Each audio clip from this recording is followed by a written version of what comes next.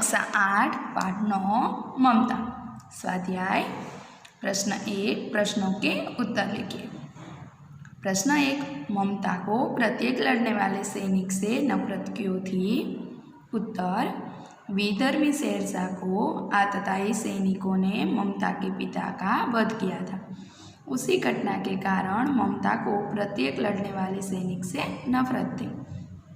प्रश्न 2 ममता की चौपड़ी में आश्रय मांगने कौन आया? उत्तर चौसा युद्ध में शेरशाह से विपन्न होकर शहंशाह हुमायूं आश्रय मांगने के लिए ममता की चौपड़ी में आया। प्रश्न 3 अकबर ने अष्टकोण मंदिर कब और कहाँ बनवाया? उत्तर ममता ने थके हारे और भयभीत हुमायूं को रात में अपनी चौपड़ी में आश्रय दिया था। उसकी उदारता के कारण ही हुमायूं के प्राणों की रक्षा हुई थी। वहाँ से लौटते समय हुमायूं ने अपने साथी मिर्जा को उस विधवा की चौपड़ी के स्थान पर नया घर बनवाने का आदेश दिया था। बरसों बाद जब हुमायूं का पुत्र अकबर बादशाह बना तो उसे उस घटना का पता चला। उसने सोचा कि जिस जगह उसके पिता के प्राणों की रक्षा हुई थी वहाँ एक स्मारक बनाना चाहिए। उस प्रकार पिता की याद में ममता की चौपड़ी की जगह अकबर ने 47 वर्षों के बाद अष्टकोण मंदिर बनवाया। प्रश्न 4 घोड़े पर सवार होते हुए पथिक ने मिर्जा से क्या कहा? उत्तर घोड़े पर सवार होते हुए पथिक ने मिर्जा से कहा कि उस स्त्री को मैं कुछ दे नहीं सका, इस स्थान पर उसका पक्का घर बनवा देना, क्योंकि मैंने विपत्ति में यहाँ विश्राम पाया है। प्रश्न 5 किस बात से पता चलता है कि ममता सबके सुख दुख की सहभागिनी थी? उत्तर गांव की 2-3 स्त्रियां वृद्धा और जर्जर शरीर वाली ममता की सेवा कर रही थी। इससे पता चलता है कि ममता गांव वालों के सुख दुख की सहभागिनी थी। प्रश्न 2 नीचे दिए गए वाक्यों को निर्देश के अनुसार भिन्न भिन्न कालों में परिवर्तन कीजिए। 1 तेनालीरामन के बारे में अनेक कहानियाँ प्रचलित हैं, उसका हमें भूतकाल में परिवर्तित करना है। तो तेनालीरामन के बारे में अनेक कहानियाँ प्रचलित थी। 2 सुबह होने पर हिना अपने बेटे को साथ लेकर उद्यान में गई। भविष्यकाल तो सुबह होने पर हिना अपने बेटे को साथ लेकर उद्यान में जाएगी। 3 प्रिया का गृह कार्य जल्दी समाप्त हो गया, उसका हमें भविष्यकाल में बनाना है वाक्य। तो प्रिया का गृह कार्य जल्दी समाप्त हो जाएगा।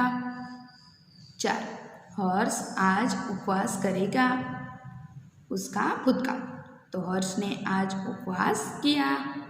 5 मनोज अक्सर जागता रहता था, वर्तमान का, तो मनोज अक्सर जागता रहता है। मैं आपको उत्तर का वाक्य बता दूंगी। तो यहाँ मैंने 5 वाक्यों लिख दिए हैं। सही उत्तर मैंने बोला था वो यह वाक्य है, आप अपनी नोटबुक में लिख लीजिए। प्रश्न 3 शब्दों के अर्थ देकर वाक्यों में प्रयोग कीजिए। यहाँ हमें 5 शब्द दिए गए हैं। 1 दुहिता, दुहिता तो पुत्री, उसका वाक्य है सीता जनक की दुहिता थी। 2 वेदना तो पीड़ा, वाक्य औषधि से मेरी वेदना दूर हो गई। 3 उत्कोच तो रिश्वत, वाक्य सरकारी पद पर रहकर उसने कभी उत्कोच नहीं किया। 4 जीर्ण तो पुराना, वाक्य कीमती वस्त्र पहनने वाली महिला अब जीर्ण वस्त्र पहनती थी। 5 आतताई तो अत्याचार, उसका वाक्य है आतताई शांति और प्रेम की भाषा नहीं जानता। प्रश्न 4 नीचे लिखी कहानी एक वचन में है, इसे बहुवचन में लिखकर उच्च स्वर में पढ़िए। सबसे पहले हमें एक वचन में पढ़ लेनी है, उसके बाद हमें बहुवचन में लिखना है।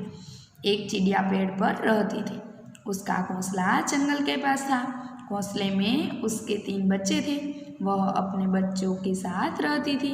एक दिन एक शिकारी वहाँ आया, वह चिड़िया को मारना चाहता था। चिड़िया ने बच्चों को घोंसले में सिर नीचा कर बैठने को कहा।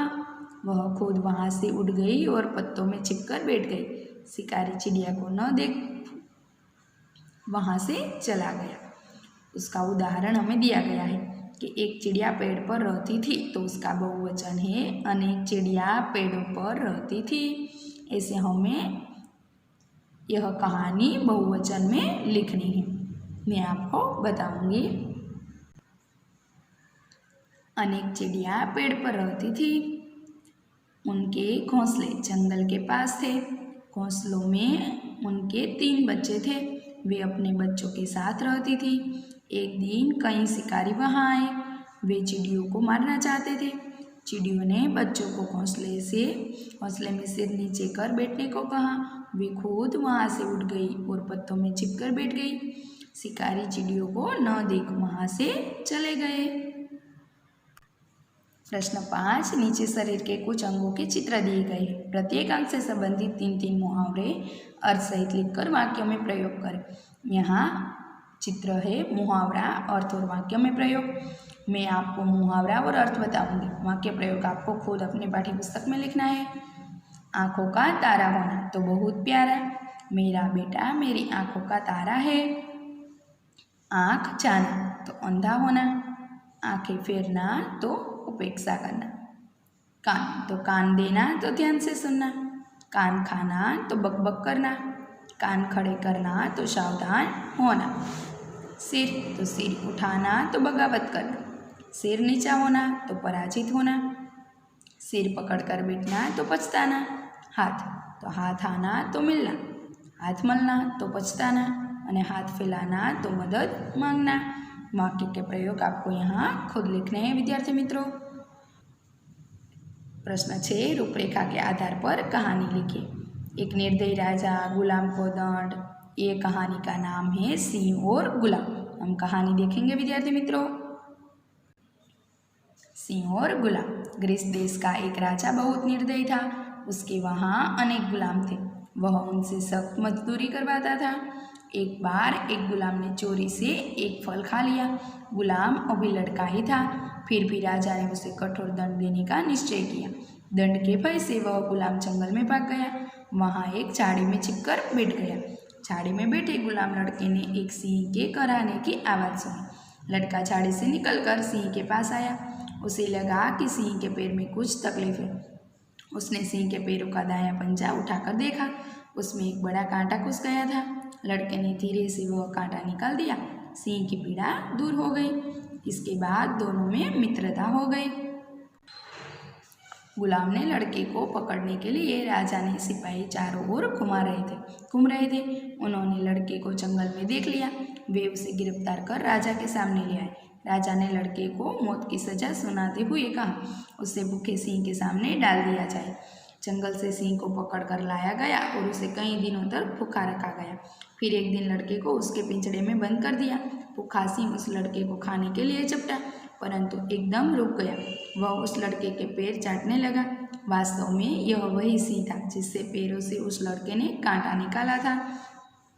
लड़के के प्रति सिंह के स्नेहपूर्ण व्यवहार ने सबको चकित कर दिया। राजा भी इससे बहुत प्रभावित हुआ। उसने कहा, जब जंगल का राजा इस लड़के के प्रति दयालु है तो मुझे भी इस पर दया करनी चाहिए। ऐसा सोचकर उसने लड़के को क्षमा कर दिया। उसने सिंह और लड़के को गुलामी के बंधन से मुक्त कर दिया। उससे हमें सीख मिलती है विद्यार्थी मित्रों, सचमुच खूंखार पशु भी अपने साथ किए गए उपकार को नहीं भूलते। प्रश्न 7, चित्र के आधार पर कहानी लिखिए। विद्यार्थी मित्रों, यहाँ हमें चित्र दिया गया है। उसका शीर्षक आपको खुद चुनना है। मैं आपको कहानी बताऊंगी। पुराने समय में आज की तरह आने जाने के साधन न थे। साधारण लोग पैदल ही यात्रा करते। उन दिनों की यह घटना है।